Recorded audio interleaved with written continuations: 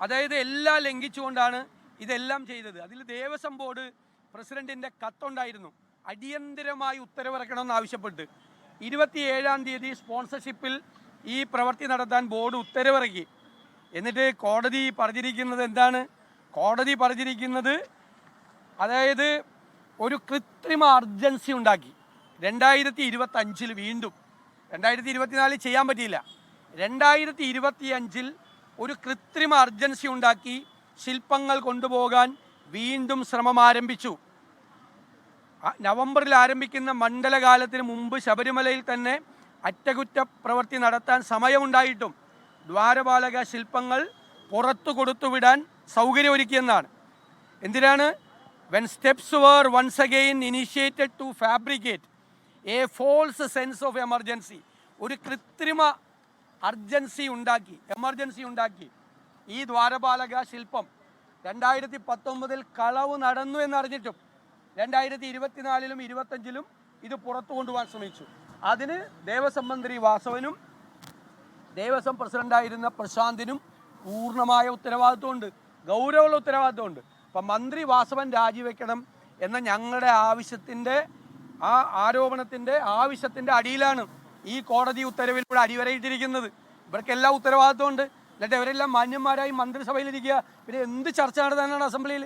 എന്ത് ചർച്ച നടത്താനാണ്? എന്ത് മറുപടിയുള്ളത്? എന്താണിന്ന് മന്ത്രി MP രാജേഷും വി ശിവൻകുട്ടി പറഞ്ഞത്? സോണിയാഗാന്ധിയുടെ പേര് വരുന്നത് തമാശയാണത്. സമനില തെറ്റിയവരെ പോലെയാണ് 2 മന്ത്രിമാർ സംസാരിച്ചത്. സോണിയാഗാന്ധിയാണ്.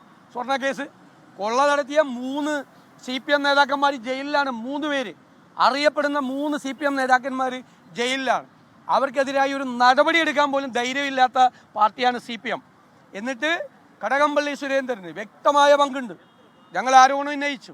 കടകംപള്ളി സുരേന്ദ്രനെ അറസ്റ്റ് ചെയ്യാതിരിക്കാൻ, വീണ്ടും ചോദ്യം ചെയ്യാതിരിക്കാൻ മുഖ്യമന്ത്രിയുടെ ഓഫീസിൽ നിന്ന് സമ്മർദ്ദമാണ്. ഈ 3 പേർക്കെതിരായി, ജയിലിൽ കിടക്കുന്ന 3 പേർക്കെതിരായി നടപടി എടുക്കാതിരിക്കാൻ കാരണം എന്തുകൊണ്ടാണ് നടപടി എടുക്കാത്തത്? അവർ കൂടുതൽ നേതാക്കന്മാരുടെ പേരുകൾ വെളിപ്പെടുത്തുമെന്നുള്ള ഭയമാണ്. ആ ഭയം കൊണ്ടാണ് ഇവർക്കെതിരെ നടപടിയെടുക്കാത്തത്. സ്വർണ്ണക്കൊള്ള CPM നേതൃത്വം അറിഞ്ഞിട്ടുണ്ട്. ആ നേതൃത്വം അറിഞ്ഞിട്ടും വീണ്ടും ഒന്നുകൂടി കൊള്ള നടത്തിയാൻ 24-ലും 25-ലും നടത്തിയ ശ്രമമാണ്. അതുകൊണ്ടാണ് മന്ത്രി വാസവൻ രാജിവെക്കണം. ഇനിയും ഇതിൽ ഉത്തരവാദികളായ ആളുകൾ ക്യൂ നിൽക്കുകയാണ്. ചർച്ചയൊന്നുമല്ല ആവശ്യം, ഒരു ചർച്ചയുടെ ആവശ്യമില്ല. ഇത് മുഴുവൻ ചർച്ച ചെയ്തതാണ്. നിയമസഭയിലും ചർച്ച ചെയ്തതാണ്, പുറത്തും ചർച്ച ചെയ്തതാണ്. അതുകൊണ്ട് ഞങ്ങൾ സഭാ നടപടികൾ സ്തംഭിപ്പിച്ച് സമരം ചെയ്തു. സഭാ നടപടികൾ സ്തംഭിപ്പിച്ച് സമരം ചെയ്യുന്ന ആദ്യമായിട്ടാണോ? ആ സ്പീക്കർ അവിടെ ഇരുന്ന് പറഞ്ഞു ചരിത്രത്തിൽ ആദ്യമാണെന്ന്. അദ്ദേഹത്തോട് ഞാൻ വിനയപൂർവ്വം പറയുന്നു, അവിടുത്തെ പഴയ ഹിസ്റ്ററിയൊക്കെ ഒന്ന് എടുത്ത് നോക്ക്, അല്ലെങ്കിൽ ആ നിയമസഭാ സെക്രട്ടേറിയറ്റിൽ അദ്ദേഹത്തിൻ്റെ സ്റ്റാഫിനോട് ഒന്ന് ചോദിക്കുക, ഇതാദ്യമായിട്ടാണോ എന്ന് ചോദിക്കുക. സ്പീക്കർ തെറ്റ് പറയാൻ പാടില്ലല്ലോ. കസേരയിലിരുന്നുകൊണ്ട് അദ്ദേഹം തെറ്റാണ് പറഞ്ഞത്, തെറ്റാണ്, ഇത് ചരിത്രത്തിൽ ആദ്യമാണെന്ന് പറഞ്ഞത്. ഈ നിയമസഭ തല്ലിപ്പൊളിച്ചത് നോട്ടീസ് കൊടുത്തിട്ടാണോ? ഇന്ന് അവിടെ ഇരുന്ന് ഉറക്കം സംസാരിക്കുന്നുണ്ടായല്ലോ മന്ത്രി വി ശിവൻകുട്ടി. ഇയാൾ മുണ്ട് മടക്കി കുത്തി ഡെസ്കിൻ്റെ മീതെ കയറി ഇതെല്ലാം തല്ലിപ്പൊളിച്ചത് നോട്ടീസ് കൊടുത്തിട്ടാണോ തല്ലിപ്പൊളിച്ചത്?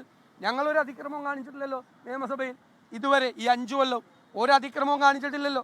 ഞങ്ങൾ ആ ഇതിൽ പോലും കയറിയിട്ടില്ല.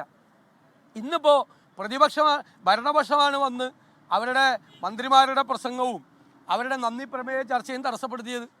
അവരാണ് വന്ന് ബഹളം ഉണ്ടാക്കിയത്. ലോകത്തെവിടെയായാലും ഏത് സമയത്തും 24 വാർത്തകളും ഓഗ്മെന്റഡ് റിയാലിറ്റി പാക്കേജുകളും എക്സ്പ്ലെയിനറുകളും വിശദമായി കാണാൻ ഞങ്ങളുടെ YouTube ചാനൽ നിങ്ങൾക്ക് സബ്സ്ക്രൈബ് ചെയ്യാം.